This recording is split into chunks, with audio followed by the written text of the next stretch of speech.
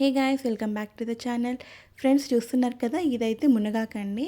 So మనం ఎక్కువగా మునక్కాయలు తింటూ ఉంటాం, కానీ సాంబార్ అలా పప్పుచారులో వేసుకొని ఇలా ఆకునైతే ఎవరు తినకపోవచ్చు. సో దానికోసం నేను ఒక రెసిపీ అయితే చేస్తున్నాను.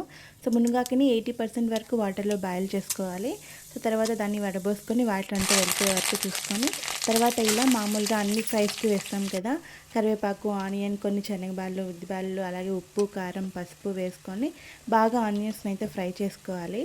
సో ఆ మునగాకు వేసుకోవాలి. తర్వాత చాలామంది ఏం చేస్తారంటే ఒక క్లాత్లో కానీ చేత్తో కానీ ఆకుని పిండేస్తూ ఉంటారు. అలా కాకుండా కొంచెం వాటర్ ఉండంగానే వేసుకోండి. సో వాటర్ వెళ్ళిపోయేంత వరకు బాగా ఫ్రై చేసినట్టయితే టేస్ట్ చాలా బాగుంటుంది. ఫైనల్గా మనం ఎప్పుడు వేసే పల్లి పొడి అయితే వేసుకోవాలి, కొంచెం వెల్లిపాయ కూడా.